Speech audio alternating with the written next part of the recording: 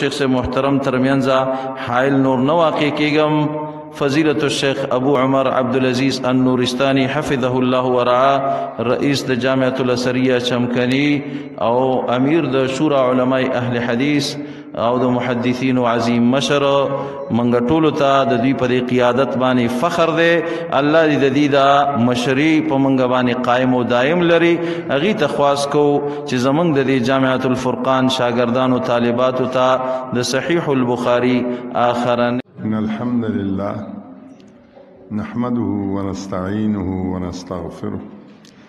ونعوذ بالله من شرور أنفسنا ومن سيئات أعمالنا من يهده الله فلا مضل له ومن يضلل فلا هادي له وأشهد أن لا إله إلا الله وحده لا شريك له وأشهد أن محمدا عبده ورسوله. يا أيها الذين آمنوا اتقوا الله حق تقاته ولا تموتن إلا وأنتم مسلمون. يا أيها الناس اتقوا ربكم الذي خلقكم من نفس واحدة وخلق منها زوجها وبث منهما رجالا كثيرا ونساء واتقوا الله الذي تساءلون به والأرحام إن الله كان عليكم رقيبا. يا أيها الذين آمنوا اتقوا الله وقولوا قولا سديدا يصلح لكم أعمالكم ويغفر لكم ذنوبكم ومن يطع الله ورسوله فقد فاز فوزا عظيما. أما بعد فإن خير الحديث كتاب الله وخير الهدي هدي محمد صلى الله عليه وآله وسلم وشر الأمور محدثاتها وكل محدثة بدعة وكل بدعة ضلالة وكل ضلالة في النار. أعوذ بالله السميع العليم من الشيطان الرجيم. ونزع الموازين القسط ليوم القيامة.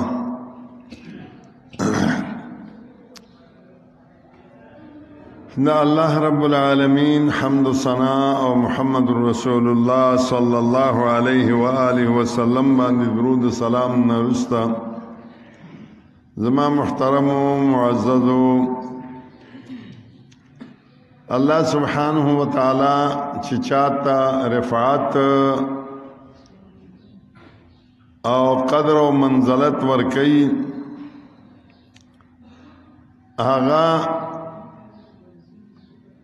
هغه ته چې کوم دنو فهم ثاقب او د دور اندیشی فهم ولا ورکی همدارنګه د هر قسم مصائب تکالیف د برداشت کولو ماده ولا ورکی. امام بخاری رحمت الله علیه ته چې الله سبحانه و تعالی کم رفعت او کم ذکر حسن ورکړی دی هغه اسی ورته نه دی ملاو شوی بلکې د هغې خلوص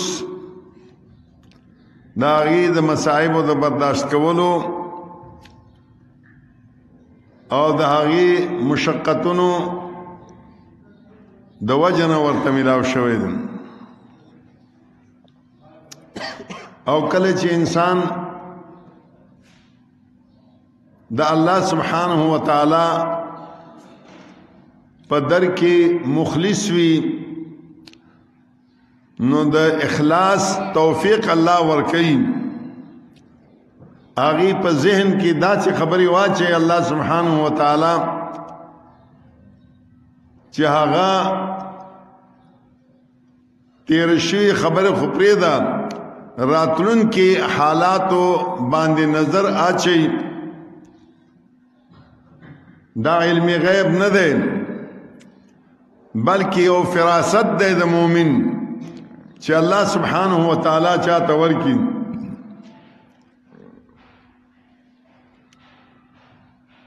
څنګه چې زمون شیخ ابو معاذ صاحب تاسو ته وویل چې الله سبحانه و تعالی هغوی ته داسې فهم او فراست ورکړو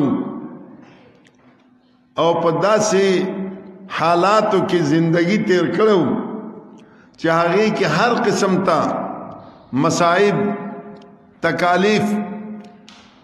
موجودو جهمیو فتنه پکې موجودو د معتزله پکې موجودو د روافض پکې موجودو د قدریو پکې موجودو د کرامیو پکې موجودو هر قسم فتنی موجودی بھی. نو امام بخاری رحمت اللہ علیہ په دې کتاب کې د دې ټولو فتنو موقع په موقع باندې مناسبت سره هغه ټولو فتنو رد کړي. اول دا خبر امام بخاری رحمت اللہ علیہ وکړو باب بدء الوحی دې کې اشاره ده دې خبرې ته چې په دې بخاری کې جسم احادیث صحیحه مرفوعه متصله دی دا ټول وحی دی الله تعالی د طرفنا وحی دی دا.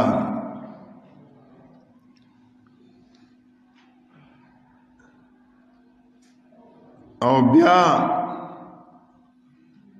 وحی علماء تقسیم کوي یو ته وحی جلی وی یو وحی خفی وی. خو وحی جلی او خفی د دې تقسیم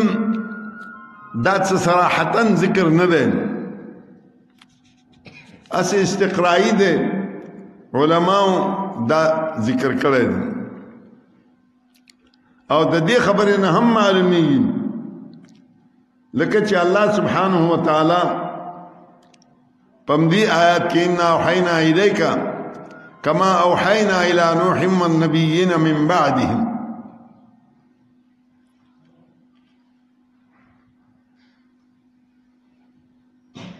دیکم دی خبری تا اشاره ده چې وحی یو خو هغه وحی ده چې د کتاب په شکل کې چې کوم دی نازل شي یو هغه وحی ده چې په کتاب په شکل کې نه وي لکه د نوح علیه السلام وحی یا د هغې نه وروسته چې څومره پیغمبران تیر شوي دي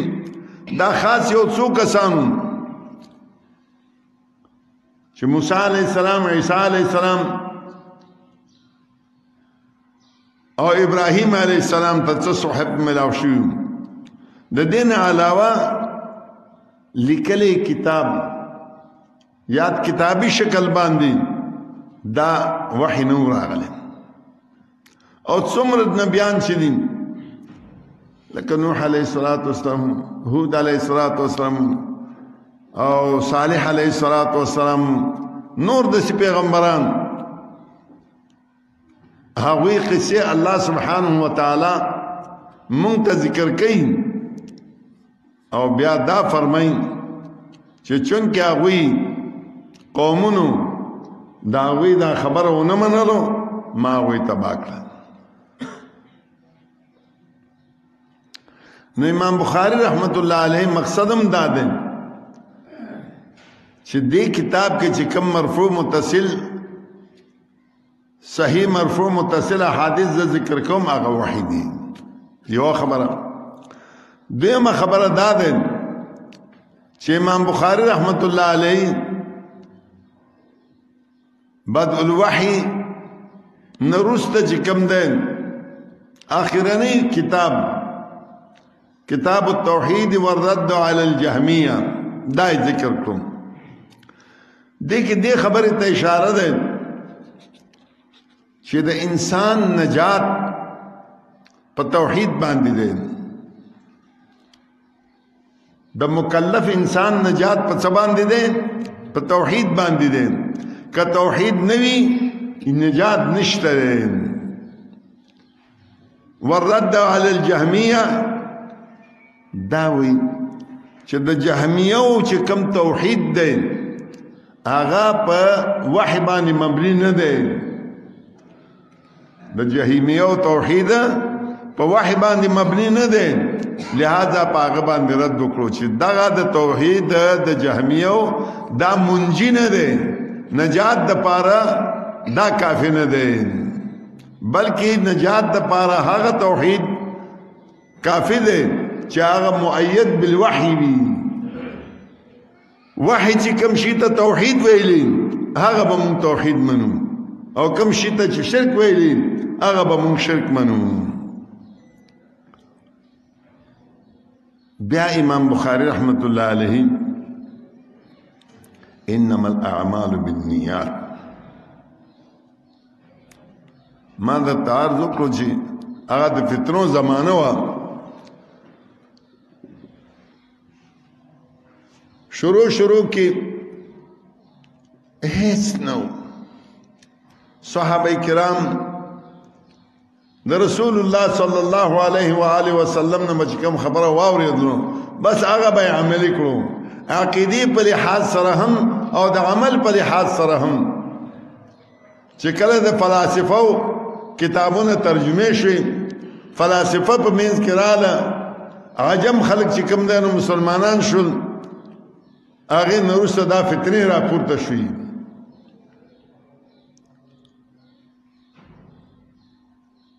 نو بعض خلکو دا اعتراضات شروع کړو دا شبهات خلکو ته اچول شروع کړو چې احادیث د سره حجت نه دي بعض ویل احادیث حجت دي خو خبر واحد په کې حجت نه دی بعض ویل چې حجت ده خبر واحد خو وعقائد تینا ثابتیږي فرائض پہ ثابتیږي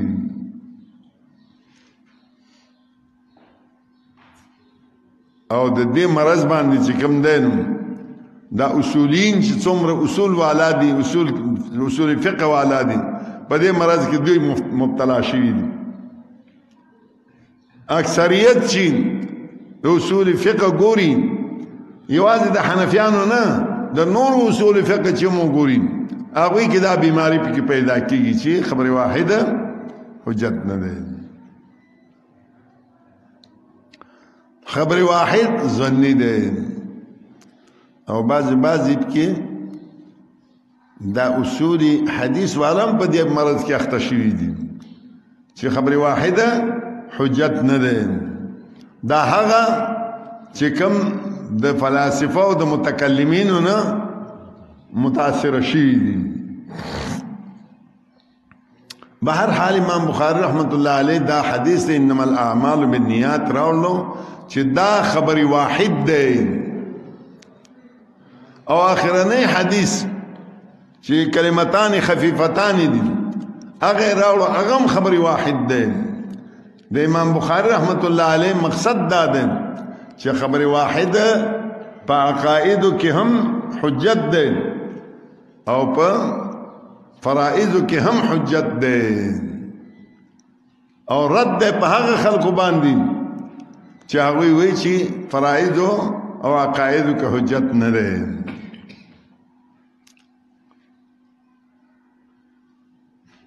د حدیث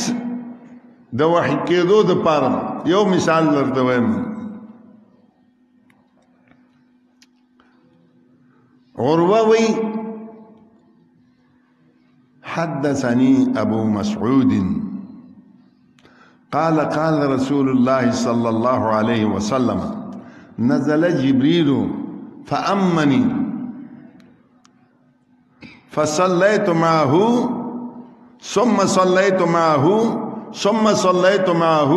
ثم صليت معه ثم صليت معه يحسب بأصابعه الخمس ابو مسعود انصاری رضی الله تعالی عنہ وایي چې ما د رسول الله صلی الله علیه وسلم خپل اوریدل چې هغه فرمایي جبرئیل علیه الصلاۃ والسلام را کوشو ما ته امامت راکړو ما ته د مونځ طریقې وښودې امامت راکړو نو هغې په اقتدا کې ما یو مونځ وکړو دوه مونځ وکړو درېم مونځ مې وکړو څلورم مونځ مې وکړو پنځم مونځ مې وکړو دا که موږ قرآن کې وګورو حفاظ هم ناست دي علما هم ناست دي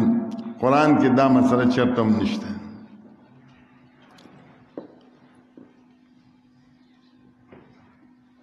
دا خو حدیث وحی دی او انما الاعمال بالنیات دا هم خبر واحد او اخرنی حدیث هم خبر واحد خبر واحد دا پاره یو مثال خو تاسو ته شیخ فضل احد صاحب بیان کړو یو مثال زه درته بیانوم هغه دا چې رسول الله صلی الله علیه و آله وسلم چې کله د مکې نه مدینې ته هجرت وکړو بیت المقدس طرف ته مونځ کولو 14 یا 19 میاشتې چې کوم دی بیت المقدس ته مونځ کوو بیا رسول الله صلی الله علیه و آله وسلم باندې وحی نازل شو قد نرى تقلب وجهك في السماء فلنولينك قبلة ترضاها فول وجهك شطر المسجد الحرام رسول الله صلى الله عليه وآله وسلم مازدیگر په مانځ کې قبله ته یعنی خانه کعبه ته مخ کړی دی دا بعض خلک دا خبره کوي دا غلطه خبره ده چې وای په مانځ کې چې کوم رسول الله صلی الله علیه وسلم وګرځېدو خانه کعبه ته او لس کسان ورسره وګرځېدو دې ته 10 مبشره وایي او نورو نه ګرځېدل دا غلطه خبره ده رسول الله صلی الله علیه وسلم په مانځ کې هغه قبله ته مخ کړی نه بلکې مانځ نه مخ کې قبله ته مخ کړی دی او مونځ کړی دی د مازدیګر یو کس مانځ نه وروسته رسول الله صلی الله علیه وسلم سره مونځ وکړو روان شو قبلتین جماعت ته چې خلق ورته مسجد قبلتین وایي هغې ته وویلو هغوی په مانځه ولاړو هغوی ته ویل چې اشهد ان رسول الله صلی الله علیه وسلم صلى الى الكعبه او كما قال صلی الله علیه وسلم زه گواہی کوم په دې خبره باندې چې رسول الله صلی الله علیه و آله وسلم خانه کعبه طرف ته مونږ کړی دی نو دغه خلک چې کوم نه راګرځېدلي دي ځکه مسجد قبلتین ورته وایي نو دلته فخرج رجل حدیث کې راځي یو سړی چې کوم نه ووتو دغه یو سړی هلته خبر ورکړو نو که چېرته صحابو په نیز باندې یا په شریعت کې د خبر واحد حجت نه وای نو دې مسلمانانو به ولې چې کوم دی نو راګرځېدل د وخت د کمۍ د وجه نه بس په دې باندې اکتفا کوو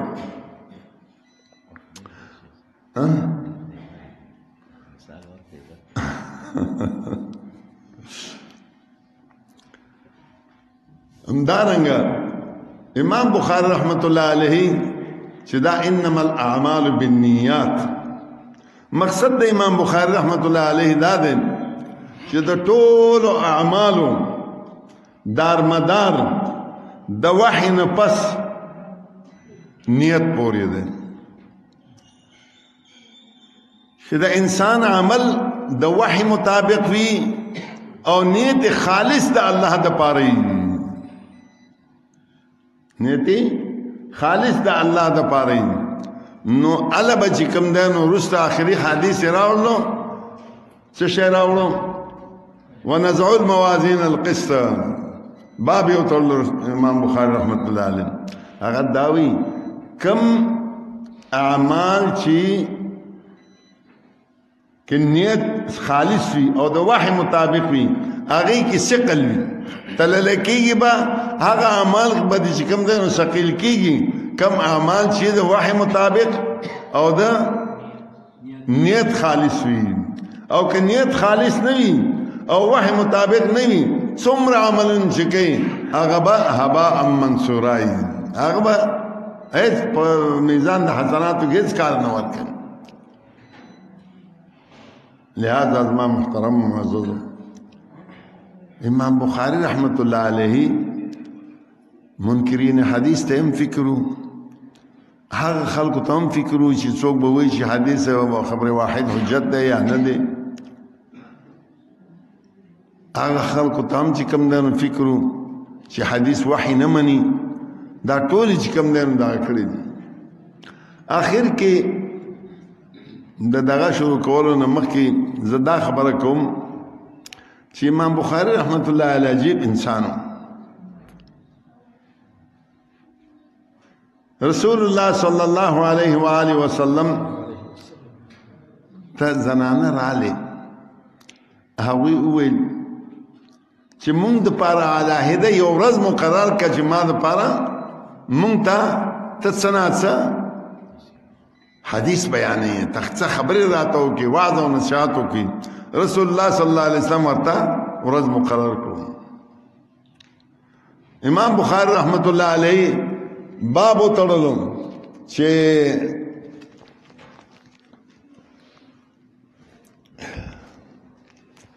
ګډاګان شیو خبر را نه هېریږي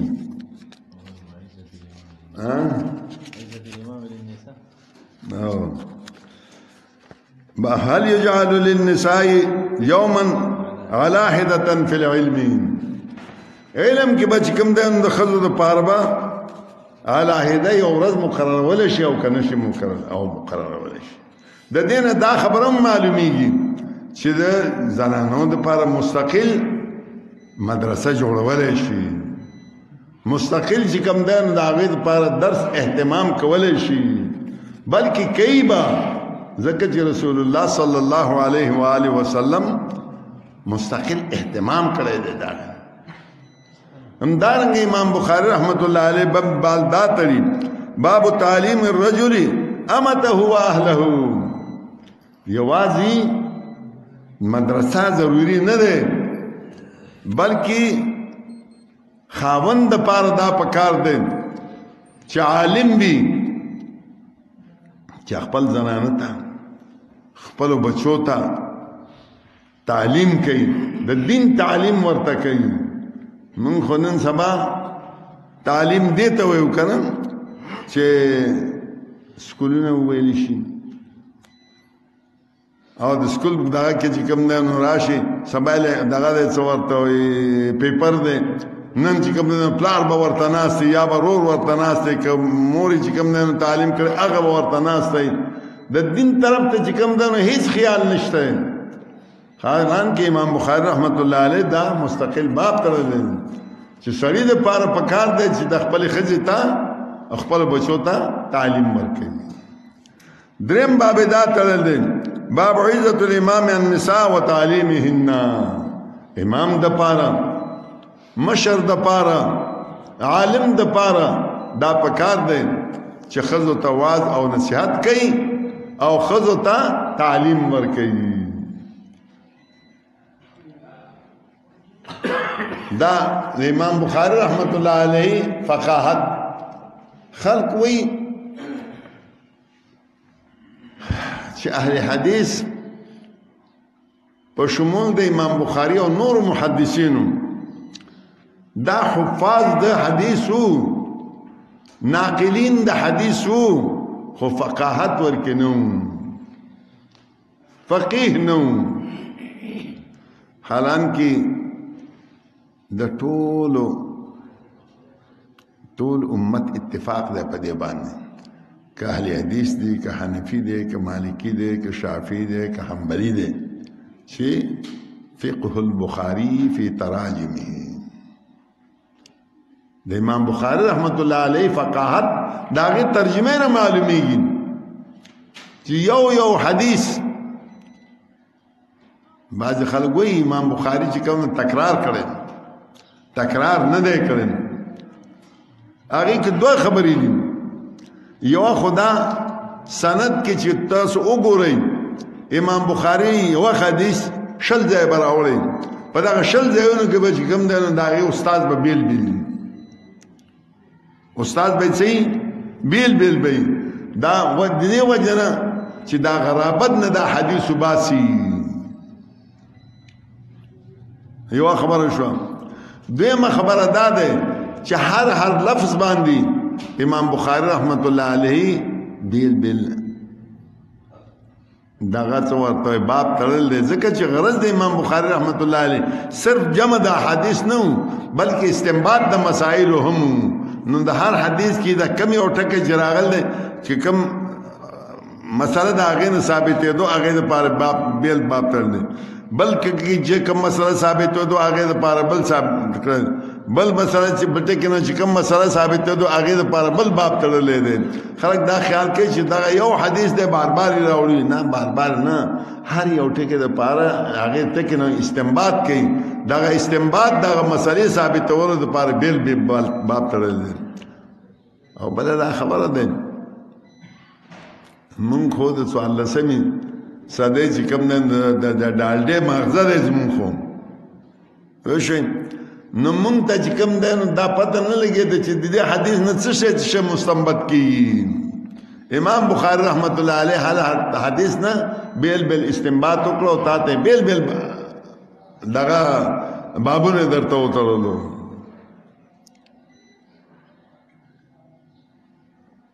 بہرحال امام بخاری رحمت اللہ علیہ فرمائیں باب قول اللہ ونضع الموازین القسط لیوم القیامت. امام ابن فورک دا فرمائیں چې دا باب چې امام بخاری رحمت اللہ علیہ تړلی دی د هغه وخت معتزله وزن د اعمالو نه انکار کړو.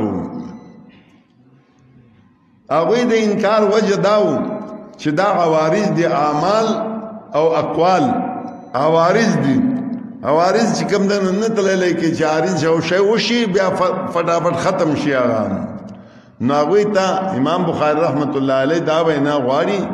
کوم ذات شي انسان ته نطق ورکړی دی، کم ذات شي لاسونو خپو ته نطق ورکړی دی، کم ذات چې دی چمړو ته نطق ورکړی دی، هغه ذات قادر دی په دې خبره باندې چې دې اعراضو ته جسم ورکي او هغه وتړلی شي. امام بخاري رحمت الله علیه دا وینا وایي. او زه کله کله دا خبره هم کوم چې نن سبا خو د څه شی دی څه شی دی موبایل نه ساینس چې کوم دی دا خبره راته اسانه کړه. څنګه چې اوس او دا کتاب اوچت کړه ما سترګې نه رسېږي ډېر اوچت شو دی.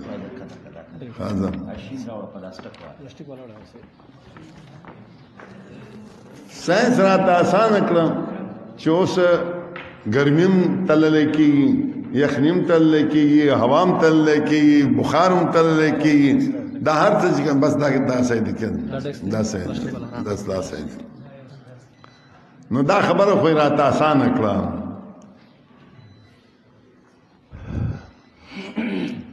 موازین القسط، موازین جمع دے، القسط داغی صفت دے. ملائن دا وی چې صفت او موصوف چې کم دے نو دی کی مطابقت شرط دے. نو چونکی قسط مصدر دے، مصدر کی چې کم دے نو واحد تثنیه جمع یو برابر د دې وجه نه امام بخاری رحمت الله علیه واضح چې کم دے نو ناقل د حدیث نو هغه ته چې کم دی نو نحو باندې هم پوهېدو، صرف باندې هم پوهېدو. او بخاري کې دننه چې کم دی نو ډېر ځایونو کې دا خبره د صرف ته هم خوله اچولی دی، نحوې ته هم خوله اچولی دی. نو امام بخاري رحمت الله علیه دا ټکی راوړلو دې دپاره چې دا مصدر دی، مصدر کې چې کوم واحد تثنیه جمع یو شان دي. ویل کېږي میزان قسط، میزانان قسط، موازین قسط. نو بل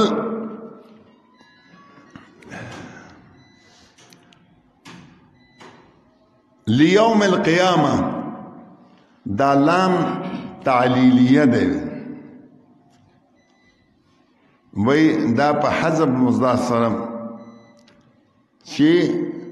لحساب یوم القیامه څوک وی چې دا په معنا د فی باندې دی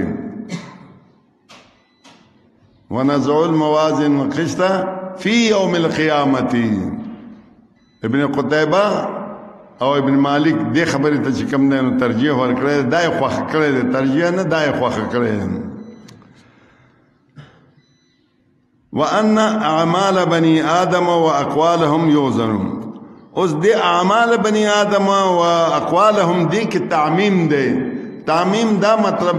چې د ټول بني ادمو ټول خبري ټول اعمال دا به چې کوم دی نو وزن کیږي مگر دو قسمه انسانان د دین مستثنا دي دو قسمه خلق مستثنا دي چې هغه نه به اعمال تلل کیږي نه به اقوال تلل کیږي اول هغه مشرک کافر چې داغه هیڅ عمل نشته نو داغه به نه به عمل وزن کیږي او نه به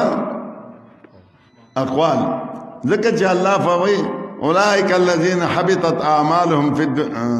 فلا نقيم لهم يوم القيامه وزنا قیامت پر ورځ به کوم دنه هیڅ وزن بدلی اولئك الذين كفروا بآياتنا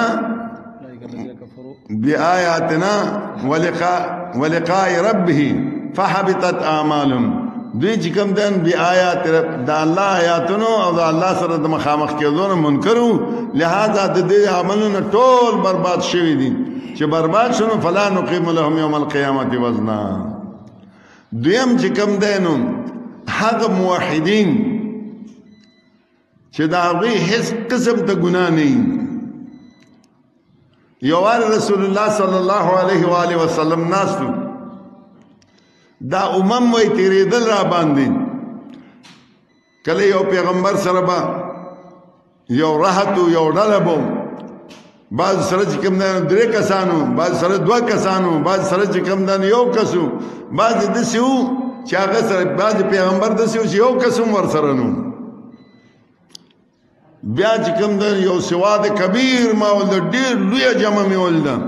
ما خیال وکړ چې دا زما امت ده ما ویل جبريل عليه السلام ته دا زما امت ده نه دا د موسی عليه السلام امت ده لکه بر وګوره چې بر او کتل داس یو سواد عظیم او چې دا ټول کناره د اسماني بند کړو ویل ستا امت دا ده ویل منهم 70,000 يدخلون الجنة بلا حساب ولا پدغه امت کې ستا په امت کې بیا زره کسان بدسي چې هغه به حساب باندې نوځي هغه د پاره وزن مزن به حساب باندې نوځي او کاشف بن مسن رضی الله تعالی عنه خلق احرص الناس د ټول خلقونه زیات حریص په خیر باندې چې خیر خبره به واره د یکدم باغی ته پاتېدل ویل اد الله رسول امنهم انا وزم د دوی نه ما رسول الله صلی الله علیه وسلم فرمایل چې انت منهم فبل روایت کې راځي چې ادعو الله یا رسول الله ادعو الله ان يجعلني منهم تما د پاره دعا وکړه چې الله پاک ما د دوی نه کی رسول الله صلی الله علیه وسلم اللهم اجعله منهم اے الله ته د دین داو ګرځي دیم کس بیا پاتې دو هغه ویل چې الله رسول معلوم دعا وکړه بس دا کاشه چې کوم نه تا نه وړاندې شو سبق کو کاشت هغه مخکې شو درنه خیر دی ته صبر وکړه تابه الله جنت تبوزین ما دا عرض کړو چې دا تعمیم کې چې کوم نه د دوو کسانو نه علاوه د دوو قسمو خلکو نه علاوه د نور ټول لپاره به چې کوم نه د هغې اعمال به هم تللی کېږي او د هغې اقوال به هم تللی کېږي موازین په دې کې جمع ذکر کړی دی یا خو په دې اعتبار سره چې ان لكل عمل میزانا ان لكل شيء میزانا د هر شي د پاره هر عمل د پاره هر قول د پاره بزان لزان لمیزانی دا اوس حقیقی جمع ده یا چې کم ده نو دا اعتباری جمع ده په دې اعتبار سره چې تعدد د اشخاص او تعدد د اعمال په بنیاد باندې یا د تفخیم د پاره ده لکه وای کذبت قوم نوح المرسلین نوح علیه السلام قوم چې کم ده نو مرسلینو انکار تکذیب یو کړو هغه قوم خو چې کم ده نور مرسلینو نه وکړي ته څوک روز نوح علیه السلام نه وروسته چې کم راتلو خو نوح علیه السلام کړو خدا د نوح علیه السلام د شان چتولو لپاره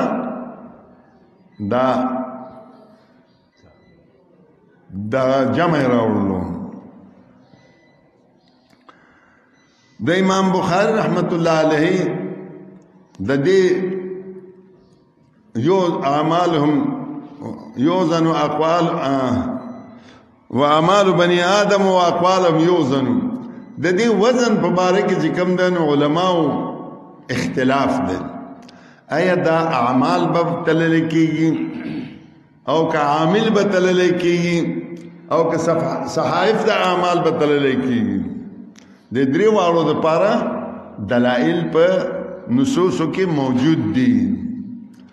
چې اعمال به تلل کېږي رسول الله صلی الله علیه و آله وسلم فرمایي ما یوضع یوم القیامة فی المیزان اسقل من خلق حسن د ښه اخلاقو نه زیات وزني شی به چې کوم دی نو بل څه په میزان د حسناتو کې په ورځ د قیامت کې نه کېښودلی کېږي نو د دې نه دا معلومیږي چې اعمال به وزن کېږي عبدالله ابن مسعود رضی الله تعالی عنہ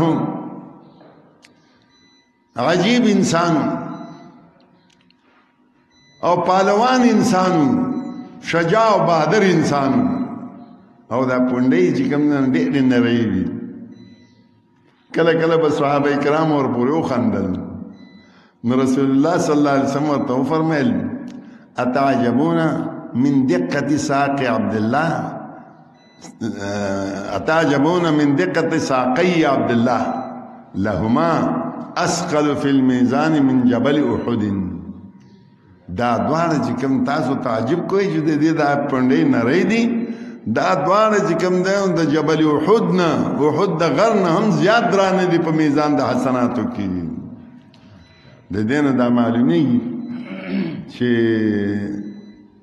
دا عاملین دم تللی کېږي بل د ابو هريره رضی الله تعالی عنه هغه حدیث دی چې یو تر رجل السمین العظیم یو لوی سړی یو چاق سړی او خباړي والا سړی به ورځ د قیامت کې راوستلی شي خو د الله په نیز باندې به چې کوم دی نو لا یوزنو ما یوزنو عند الله وزن بعوضتن زنة بعوضتن او وزن بعوضتن او کما قال صلی الله علیه وسلم قیامت په ورځ به داسې سړی چې کوم دی نو د مجد وزرو قدر ته به هم د هغې وزن نه عبدالله ابن عمر رضی الله تعالی عنه فرمایي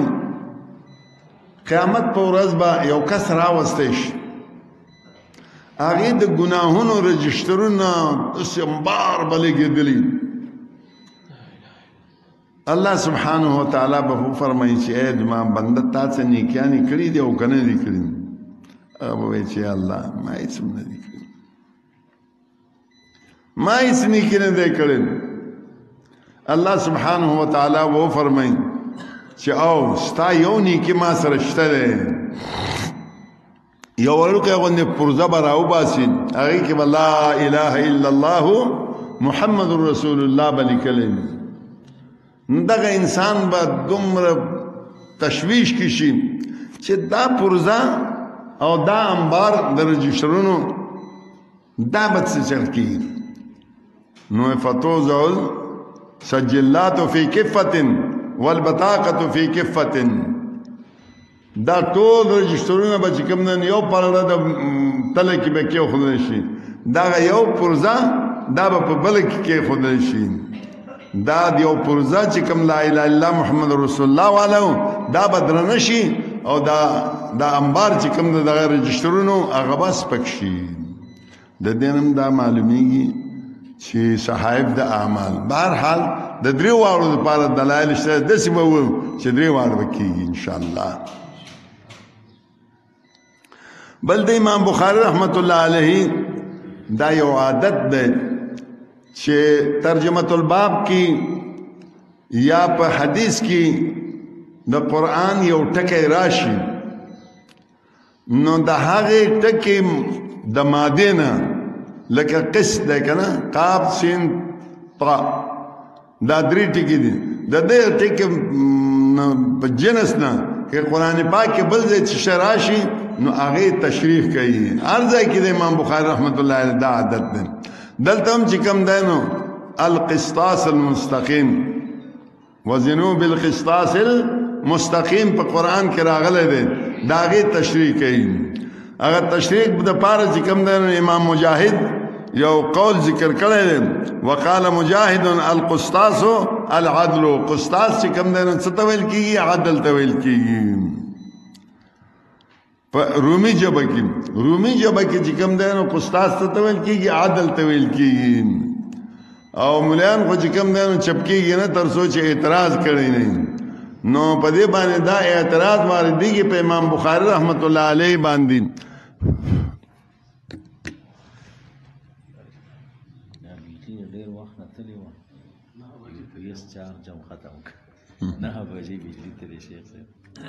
بهرحال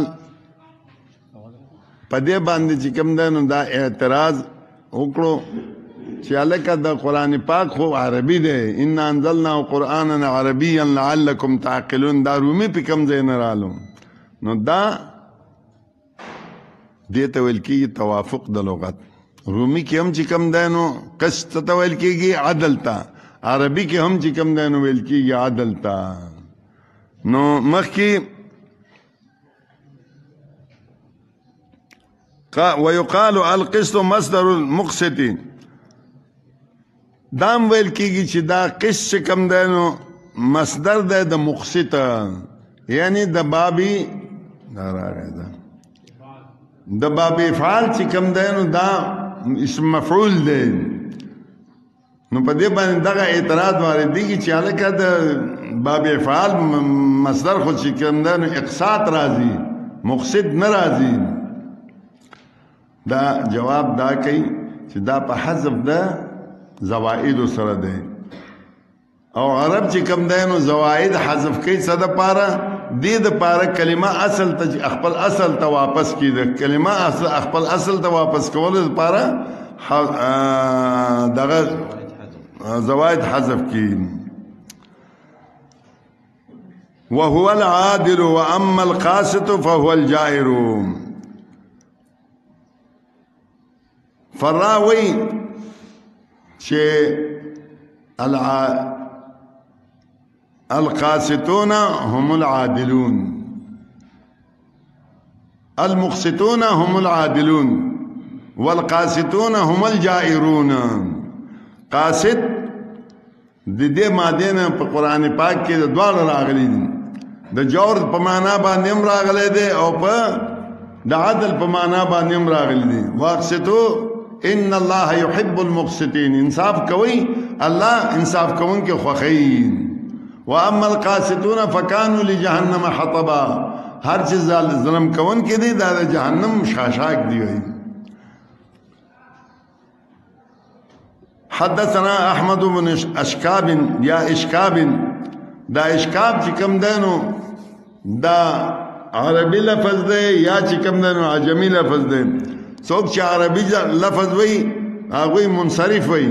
او څوک چې عجمي وي هغه غیر منصرف وي. او داغه دا لقب دی د احمد نومي چې کوم د احمد ابن د احمد د پلار او نومي یا مجمع دی یا معمر دی یا عبد الله دی. دا درې خبرې چې کوم د محدثین ذکر کوي. حدثنا محمد بن اشكاب قال حدثنا محمد بن فضيل قال حدثنا فضيل بن عمارة عن عمارة بن القعقاع حدثنا محمد بن فضيل عن عمارة بن القعقاع عن ابي زرعه عن ابي هريره ما مخکې دا ویلو تاسو ته چې دا خبره واحد ده. خبره واحد څه وجه نه ده؟ د دې وجه نه ده چې احمد بن اشکاب تفرد کړی دی د محمد بن فضیل نه. دی یوازې د ده دا کوي روایت کوي. محمد بن فضیل چې کوم دی نو تفرد کړی دی د عمر بن قعقاع نه. عمر بن قعقاع چې کوم دی تفرد کړی دی د ابو زرعه نه. ابو زرعه چې کوم دی نو تفرد کړی دی د ابو هريره رضی الله تعالی عنه نه. د دې وجه نه دی ته خبر واحد وایي که غریب ورته وایي او که فرد وایي فرد مطلق ورته وایي. ابو هريره رضی الله تعالی عنه فرمایي قال النبي صلى الله عليه وسلم كلمتان حبيبتان. کلمتان دو کلمې دي حبيبتان چې الله ته ډېر محبوب دي، رحمان ذات ته ډېر محبوب دي. دا کلمتان حبيبتان دا خبر مقدم ده. سبحان الله وبحمده سبحان الله العظیم دا مبتدا مؤخر ده. دا دې د پاره د څوکړو چې دې خبر مبتدا ته چې کوم نه شوق پیدا شي انسان. کلمتان کی کلمه دا شرعی کلمه ده، نحوی کلمه نه ده. امام بخاری رحمت الله علیه هغه ته هم فکرو چې د نحویانو په نسبت باندې کلمت ستول کیږي، کلام باندې اطلاق نه کی. او موږ تاسو ته د صحیح البخاری اخرنه حدیث هم تلاوت کو سره د ډیر علمی بیان او درس. الله عز وجل د دوی دا کوشونه دوی له په میزان حسنات کې واچي. یقینا ډیر اوږد زمانه د رسول الله صلی الله علیه وسلم د حدیثو د خدمت لپاره تیر کړه. قلم هم په دې کې استعمال کو. ډیر تالیفات کړي علمی، دروس هم کړي دي او جامعات هم چلولې دي. نور علمی مراکز هم آباد کړي په صوبه کې پی کې دین علاوه په نور علاقو کې ماشاءالله د دې شاګردان عرب عجم کې خواره دي. الله دا سعی د دې قبول کړي او د الله نه مونږه ډیر شکر گزار یو چې داسې عظیم هستیان الله مونږ ته نصیب کړي.